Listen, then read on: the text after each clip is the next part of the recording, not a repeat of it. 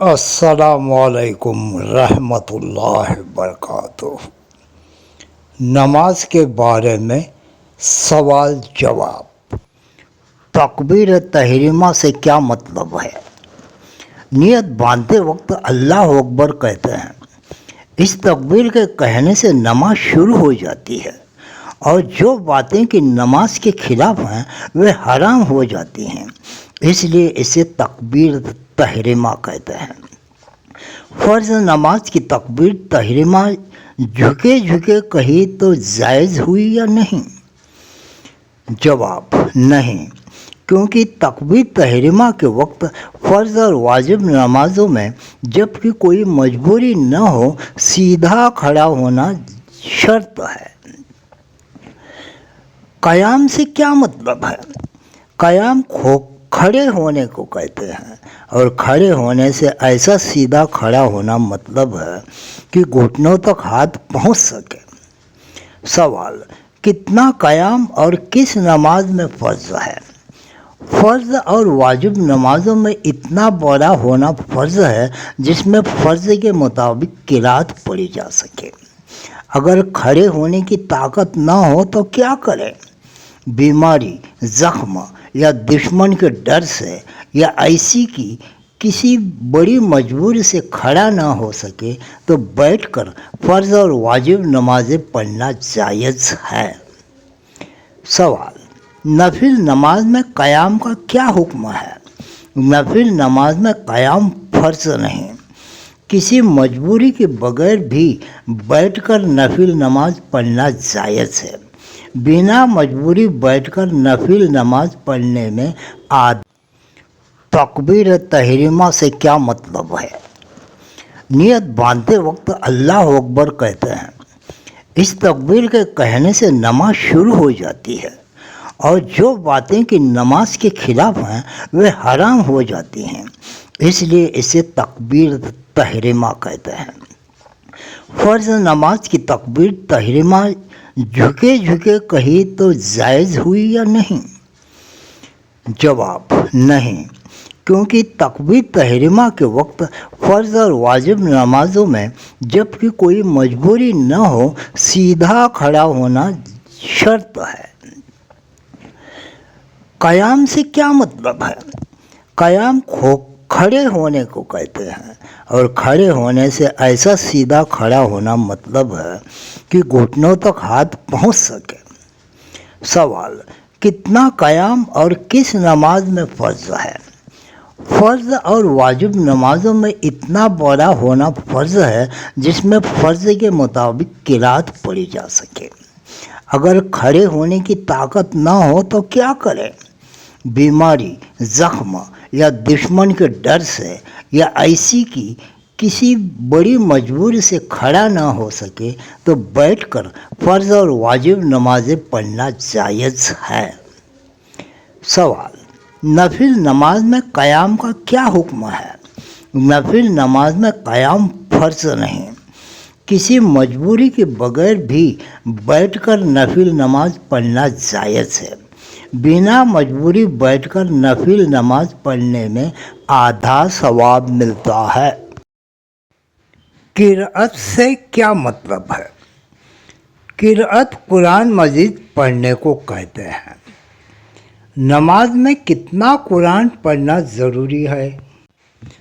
کم سے کم ایک آیت پڑھنا فرض ہے اور سورۃ فاتحہ پڑھنا فرض ہے، اور فرض کی پہلی 2 رکعتوں اور نماز وتر اور سنت اور نفل کی ساری رکعتوں میں سورہ فاتحہ کے بعد کوئی اور سورت یا بڑی ایک آیت یا چھوٹی 3 آیتیں پڑھنا بھی واجب ہے۔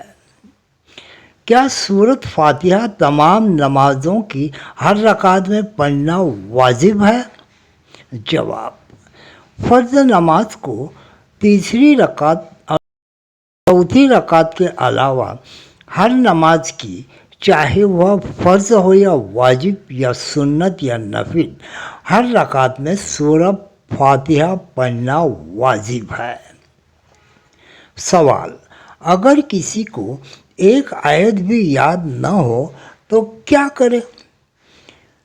जवाब, सुभान अल्लाह या अल्हम्दुलिल्लाह किराअत के बदले पढ़ लें और जल्दी से जल्दी इस पर कुरान मजीद सीखना और याद करना फ़र्ज़ है। इतनी किरात याद करना जितनी फ़र्ज़ और वाजिब में पढ़नी फ़र्ज़ है, बहुत ज़रूरी है। अगर न सीखे तो बहुत बड़ा गुनाहगार होगा। कुरान मजीद किस किस नमाज में ज़ोर से पढ़ना चाहिए? जवाब, इमाम पर वाजिब है कि मगरिब और ईशा की पहली 2 रकातों में और फजर, जुमा और दोनों ईदों की नमाज़ों में और रमज़ान मुबारक के महीने में तरावी और वितर की नमाज़ों में किराअत ज़ोर से पढ़े। सवाल, किन नमाज़ों में किराअत आहिस्ता करनी चाहिए? जवाब, ज़ोहर और असर की नमाज़ों में इमाम और मुनफरिद यानी अकेला नमाज पढ़ने वाला सबको और वितर की नमाज में मुनफरिद को किराअत आहिस्ता करनी चाहिए। ज़ोर से पढ़ने का हद क्या है? ज़ोर से पढ़ने का सबसे छोटा दर्जा यह है कि अपनी आवाज़ पास वाले आदमी के कान में पहुंच सके, और पढ़ने का सबसे छोटा दर्जा यह है कि अपनी आवाज़ अपने कान में पहुंच सके। जिन नमाज़ों में ज़ोर से किरात पढ़ी जाती है उन्हें क्या कहते हैं? उन्हें ज़हरी नमाज़ें कहते हैं, क्योंकि ज़हर के माने ज़ोर से पढ़ने के हैं। जिन नमाज़ों में धीरे से किरात की जाती है उन्हें क्या कहते हैं?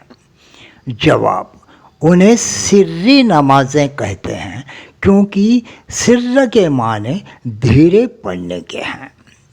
सवाल, अगर कोई आदमी ज़ोर से अल्फाज न कहे, सिर्फ ख्याल से दिल में पढ़ी जाए तो जायज़ है या नहीं? जवाब, सिर्फ ख्याल दौड़ा देने से नमाज न होगी, बल्कि ज़बान से पढ़ना ज़रूरी है। नमाज में तीसरे रुकन यानी रुकू और चौथे रुकन यानी सजदे का बयान। सवाल, रुकू के सबसे छोटी मिकदार क्या है? जवाब, रुकू की सबसे छोटी मिकदार इतना झुकना है कि हाथ घुटनों तक पहुंच जाएं। सवाल, रुकू का सुन्नत तरीका क्या है? जवाब, इतना झुकना कि सर और कमर बराबर रहे और हाथ पसलियों से अलग रहें और घुटनों को दोनों हाथों से पकड़ लिया जाए।